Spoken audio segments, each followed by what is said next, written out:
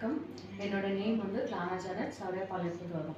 So என் ஹஸ்பண்டுக்கு வந்து chest pain வரவே, ஸோ அவருக்கு வந்து ட்ரீட்மெண்ட்காக ஒரு ப்ரைவேட் ஹாஸ்பிட்டல் சேர்த்துருந்தோம்.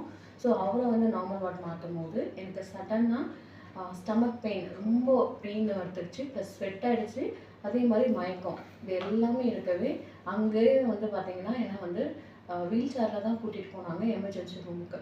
ஸோ அந்த எமர்ஜென்சி ரூம் கூட்டு போன பிறகு பெயின் அதிகமாக இருக்கவே அங்கேயே எனக்கு ட்ரிப்ஸும் ஏற்றினாங்க. பட் அந்த ட்ரிப்ஸ் ஏற்றியுமே எனக்கு வந்து பெயின் வந்து ஸ்டாப் ஆகல.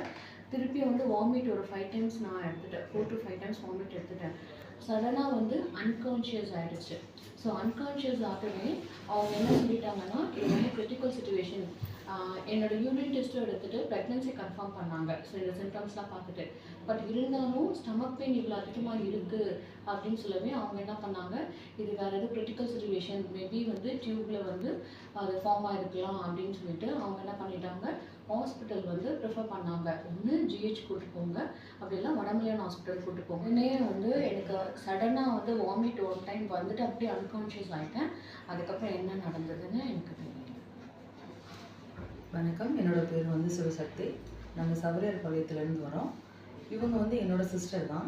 இவங்களுக்கு ஒரு ப்ரைவேட் ஆஸ்பத்திரியில் நாங்கள் இருக்கும்போது என்ன ஆயிடுச்சுன்னா, திடீர்னு வந்து வயிறு வலி அதிகமாகிடுச்சு, அன்கான்சியஸ் ஆகிட்டாங்க. அதோட வந்து வாமிட் வர ஆரம்பிச்சிருச்சு. அங்கே நாங்கள் பார்த்து ஒரு 4 மணி நேரம் ட்ரீட்மெண்ட் கொடுத்தாங்க.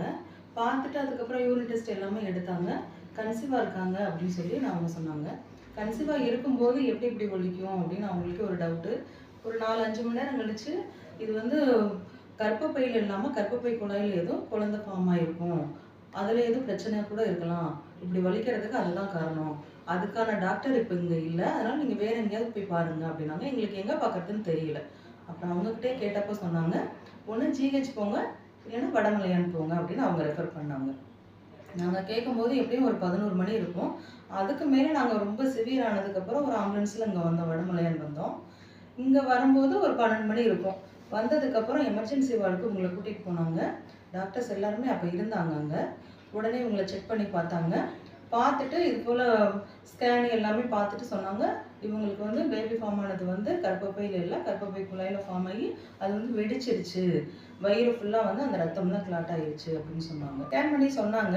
பார்த்ததுக்கப்புறம் இது வந்து உடனே வந்து நம்ம ரிமூவ் பண்ணணும், சர்ஜரி பண்ண வேண்டி இருக்குது, அதுக்கான டாக்டர்ஸ் சொன்னால் உடனே வருவாங்க, உங்கள் ஒப்பீனியன் என்ன அப்படின்னு கேட்டாங்க. ரொம்ப வந்து சிக்காக இருக்காங்க அவங்க, ரொம்ப வந்து அன்கான்சியஸ் ஆகிட்டாங்க, பேஷண்ட் வந்து ரொம்ப இதாக இருக்காங்க, காப்பாற்றுறதே ஒரு கஷ்டம் அப்படின்ற மாதிரி சொன்னாங்க எங்ககிட்ட. நாங்கள் ரொம்பவே பயந்துட்டோம்.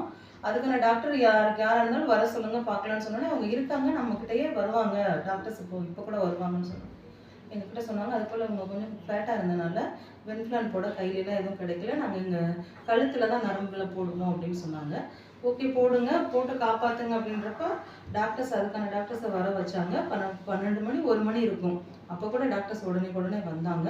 வந்துட்டு ட்ரீட்மெண்ட் கொடுக்க ஆரம்பிச்சுட்டு எங்ககிட்ட எல்லாத்துலேயும் வந்து சைன் வாங்கினாங்க. நாங்கள் இது போல் பண்ணுவோம், உங்களுக்கு வந்து ஓகேவா, இது மாதிரி கையில் நரம்பு கிடைக்கல, கழுத்தில் தான் கிடைக்கும், இது மாதிரி ரொம்ப சிக்காக இருக்காங்க, கொஞ்சம் டேஞ்சர் நிலமையில தான் இருக்காங்க, சிவியர் ஆயிடுச்சு, குழந்தை வந்து உள்ளேயே வெடிச்சதுனால அவங்க வந்து பிளட்டு வேறு ரொம்ப கம்மியாக இருந்துச்சு அவங்களுக்கு, ஹெச்பி அந்த டயத்தில் 4 or 5 பாயிண்ட் தான் இருக்கிறதா சொன்னாங்க.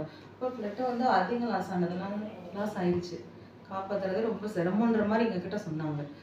அப்புறம் எப்படியோ டாக்டர்ஸை வர வச்சு அந்த நேரத்தில் பிளட்டு இது கொடுத்து அவங்களுக்கு சர்ஜரி பண்ணாங்க. ஒரு 2-3 மணி போல் சர்ஜரி பண்ணாங்க.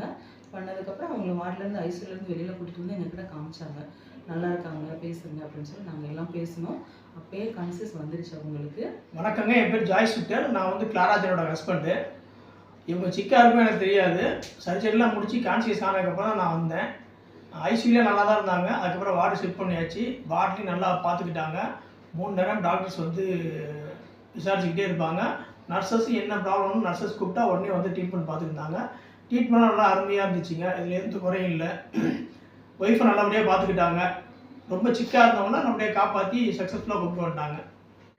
ஸோ இப்போ நாங்கள் ரிவ்யூக்கு வந்திருக்கோம் இங்கே. ஸோ இப்போ என்னோட பெயின் வந்து அந்தளவுக்கு பெயின் இல்லை, நல்லா இருக்கேன், நல்லா வாக் பண்ணுறேன். ஸோ இதுக்கு வந்து நான் பர்டிகுலராக கீதா மேம்க்கு ரொம்ப தேங்க் பண்ணுறேன். ப்ளஸ் எல்லா டாக்டரும் வடமலையில் இருக்கிற டாக்டர்ஸ், என்னை வந்து பார்த்த டாக்டர்ஸு, நர்சஸ்ஸு, ஸோ கூட ஒர்க் பண்ணுறவங்க எல்லாருக்குமே நான் தேங்க் பண்ணுறேன். ஏன்னா எல்லாருமே என்ன கேட்டாலும் உடனுக்குன்னு வந்து பார்ப்பாங்க. ஸோ இந்த டைம் வந்து ஸ்பெண்ட் பண்ணுவாங்க. அதாவது இப்போ வர லேட் ஆகும் அப்படியெல்லாம் சொல்லவே மாட்டாங்க.